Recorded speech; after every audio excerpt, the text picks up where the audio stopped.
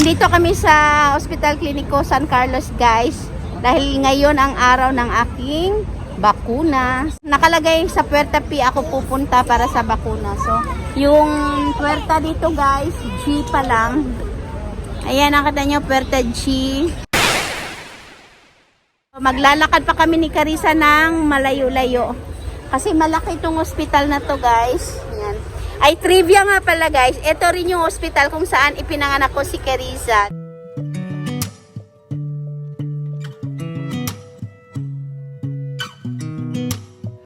Ano? Dito ito nilabas ni Mami from my tummy. So, lakad na kami, guys.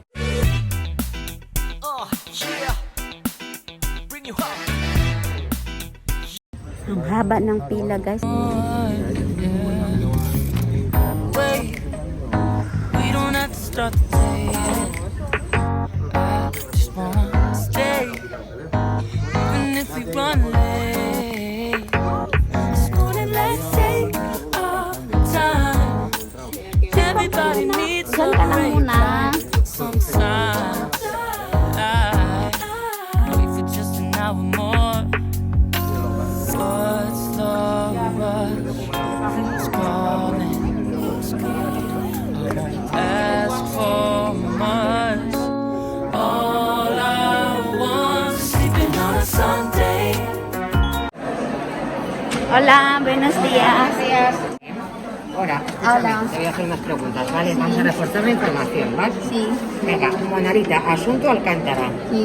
Bien, va a recibir usted la primera dosis de vacuna Pfizer, que requiere 2.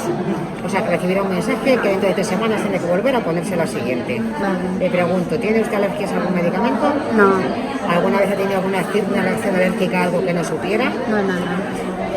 ¿Está preparándose para alguna prueba de colonoscopia y esté tomando laxantes? No. ¿Alguna medicación que sea anticoagulante, Sintrón, heparina?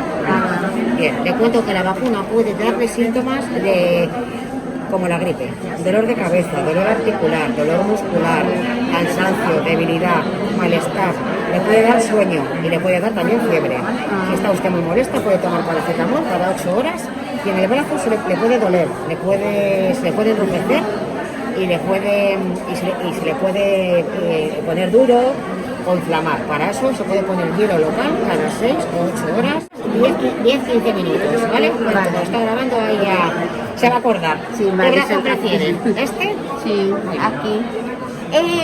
Con paracetamol 650 gramos. 650 vale, 1 gramo también, lo que tenga en casa. Vale. Suficiente. Deja de dejar el brazo, relajado.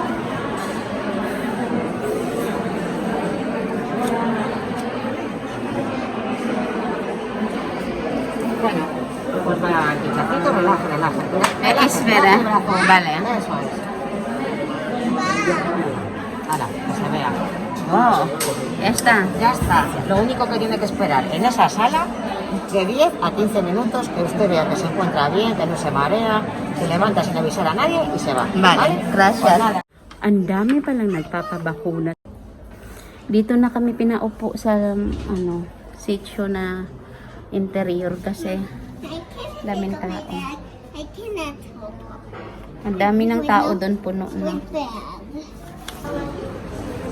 Uwi na kami, guys. Ayan. Vamos, mahal. Salida, aki. Salida. Alis. Huwag mong anuhin kaliwang kamay ni Mami kasi may bakuna. Nako, mahabang lakaran na naman to, anak. Ayan. Tapos na kami. Pero ang haba pa rin ng pila sa labas. Hindi ko akalain na madami pala. Kala ko pa kunti-kunti lang.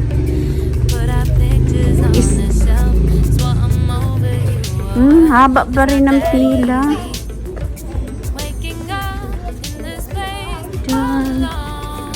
Ayan.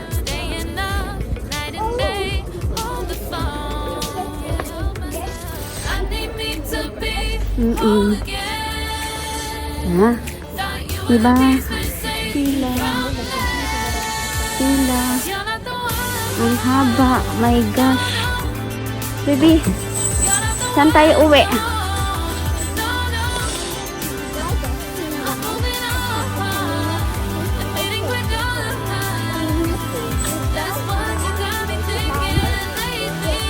Grabe, ang haba pa rin ng pila. Ah, hana.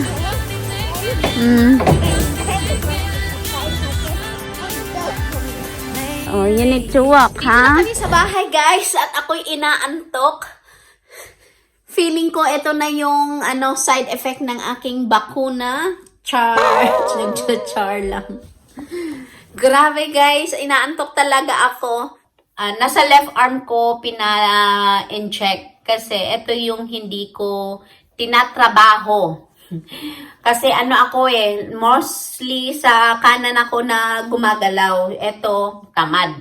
So, dito siya, dito. Ngayon, nung naglalakad kami, hinahawakan ni Carissa yung kamay ko. Sabi ko, baby, wag muna sa left side kasi para safe tayo. Yung bakuna pala na binigay sa akin ay Pfizer. So, bago ako binakunahan,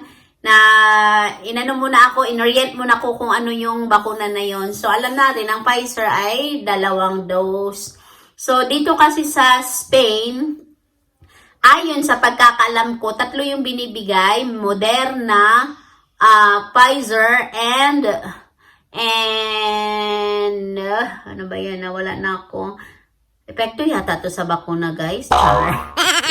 Ano ba yung pangatlo? Nako, ano ba yan? Pangatlo, nakalimutan ko na. Janssen. So, yun, Janssen. Yung Janssen, guys, yun yung laboratorio ng Johnson & Johnson. So, yung Janssen, yun yung nag-iisang bakuna at pagkakaalam ko na 1 dose lang. So, nalaman ko lang din yan sa kakilala ko kasi nabakunahan yung partner niya gamit ang Janssen. So, 1 dose lang siya. So, sa akin, ayon sa nasabi ko na, Pfizer nga binigay sa akin. So, ang sabi sa akin, bibigyan ako ng panibagong message para sa next na bakuna. So, aantayin natin, guys. Pero, posible nga, ngayong buwan na ito, mabibigyan din ako. Siguro mga after 3 weeks. So, yun. Ako'y inaantok. Siguro, epekto din ito ng bakuna. Char lang din ulit. Hindi kasi ang isa sa mga side effects kasi, guys, yung pananakit ng ulo, lagnat, tapos pananakit sa braso o pamamanhid. So, dito lagyan lang daw ng yelo kung manakit. Or inom lang ng paracetamol kung sasakit ang ulo o lalagnatin. Normal lang daw yun. Tapos, isa din sa binigay na side effects, yung antokin ka. Sabi ko, siguro, yun na yung aking epekto ngayon. Inaantok talaga ako. Naku, char lang talaga yan, guys. Kasi bago kami umalis, inaantok na talaga ako. Kasi, guys, hindi ako sanay na gumising ng alas 7 ng umaga. Gumising ako maaga, guys, kasi 9:54. Ayokong malate. Pag mga special occasion, pag mga importanteng bagay, mga special na okasyon, talagang pinaghahandaan ko yan, guys. Talagang maaga ako umaalis. Talagang meron akong allowance. Biruin nyo, guys, 9:54. 6 minutes na lang, guys, para maging alas 10 ng umaga. Pero umalis kami dito ni Carissa ay alas 8:30. Nakapag-almusal na kami nun, guys. Tapos eto na. Pumasok na kami sa loob, no? Sabi pa nung babae, meron ka bang pwedeng pag-iwanan sa anak mo? Sabi ko, wala. Dinala ko nga yan dito sa ospital dahil wala nga akong kasama. Tsaka, kami lang 2 nakatira dito sa Madrid. Sa bahay na tinitirahan namin, kaming 2 lang. Wala akong kasama na pwedeng pag-iwanan kay Carissa. Sabi ko. Sabi niya, okay. Entonces, nakapasok rin naman kami. Nung nandoon na kami sa loob, mabilis lang siya. Kasi pala, may ilang section na nakaabang, mga 6, mga 8. Mga 8. Pagpalagay natin 8. Mga mga mag-entertain, check sa'yo yung barcode. Kasi may barcode yun. May bibigay yung Comunidad de Madrid ng message tapos may doon, may link na i-click mo, tapos dun lalabas na yung information mo, tapos may barcode. So, ayan, may 6 na section na nag-check ng barcode. I-verify nila na talagang may schedule ka. So, bibigyan ka ng papel. Ayun, nandun sa bag ni Carissa. Bibigyan ka ng papel. Tapos, ipipresent mo yan doon sa may yung nagbabakuna. Meron ding nakahilera doon. Hindi ko na nabilang kung ilan, mga 6 to 8 ba. So, mabilis lang pagkatapos kasi pag-inject, tapos. Pero nung nakaupo ako doon, bago ko in-injectional, meron pa siyang inorient. Ayan, insert ko na lang yung video guys kasi nakapag-video ako. Hindi naman ako inano na, uy, bawal. Hindi naman ako sinabihan na, uy, bawal yan ginagawa mo. Kasi mukha ko lang naman din nakikita, guys. Habang nagsasalita siya mukha. Sabi pa nga niya, oh yan, pag nakalimutan mo yung sinasabi ko, check mo na lang sa record mo kasi naka-record ka naman, sabi niya sa akin. Nung after ng injection, sabi niya sa akin, merong waiting area dyan. Dyan umupo ka muna ng 15 minutes, mag-aantay para alamin kung meron ka mararamdaman. Okay, sabi niya. So, nakaupo kami. So, naglalakad na kami. Sabi namin ni Carissa, oh no, mommy, why there's so many people in here? Ang ingay niya talagang, ang boses niya talagang umalingaw-ngaw. Tinginan lahat na nakaupo dun eh. As in, puno na talaga yung area na yun. Tapos may nurse na lumapit sa akin. So, sabi niya, doon na kami sa kabila. Kasi malaki naman yung area. Meron bang isang room na malaki na bakante pa. So, kami yung unang pumasok doon. So, yun, doon kami nag-antay ng 15 minutes. So, ayun. So, make it short. Natapos ng ating first dose, guys. So far, so good. Wala naman akong naramdaman doon. Hindi rin naman head. Wala akong ibang naramdaman. Tsaka hanggang sa dumating ako dito, wala naramdaman. Yun nga lang, inaantok ako. Pero yun ay hindi naman yun epekto ng bakuna kasi epekto yun ng agang gising ko. At tsaka naramdaman ko na siya, guys, before kami pumunta. Kasi ang aga talaga ng gising ko, alas 7, hindi sana yung body clock ko. So, may pa-body clock.